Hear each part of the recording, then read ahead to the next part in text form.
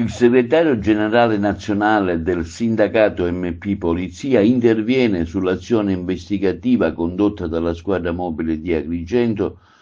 confermando l'alto profilo investigativo comprovato delle donne e degli uomini della Polizia di Stato, quindi l'indispensabile attività di vigilanza che deve essere posta in essere per evitare inquinamenti di qualsiasi tipo nella concessione degli appalti pubblici. Solo in questo modo è possibile privilegiare le aziende sane del nostro Paese, individuando se ci sono precise responsabilità di funzionari dello Stato o di politici che tradiscono il proprio mandato, tradendo ai danni dei cittadini le rispettive funzioni demandate. Per tali casi, continua il segretario Alletto, non vogliamo esprimere un concetto retorico, occorrerebbe individuare e applicare pene severissime, prive di benefici, senza alcun sconto di pena. Il danno che questa circostanza creano alla collettività in termini economici e qualitativi è da ritenere enorme e irreparabile. Vicende simili trascinano la realtà imprenditoriale agrigentina nel baratro della scorrettezza gestionale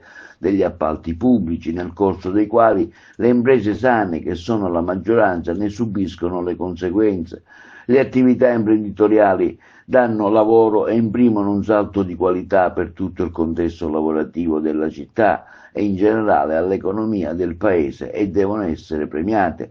Le congratulazioni, continua il responsabile del sindacato di polizia MP, agli operatori della Polizia di Stato in queste circostanze non dovrebbero pervenire esclusivamente da chi è perfettamente a conoscenza dei sacrifici degli operatori della polizia per le laboriose e snervanti lunghe ore di lavoro che tali esigono, e queste dovrebbero giungere da quella parte politica e imprenditoriale sana che vuole un contesto di legalità e trasparenza gestionale complessiva su tutti gli ambiti, libera da qualsiasi distorsione criminale, sia essa organizzata che comune. Il segretario generale provinciale Imbrò, nell'associarsi alla congratulazione espresse dal massimo responsabile del sindacato, ribadisce le congratulazioni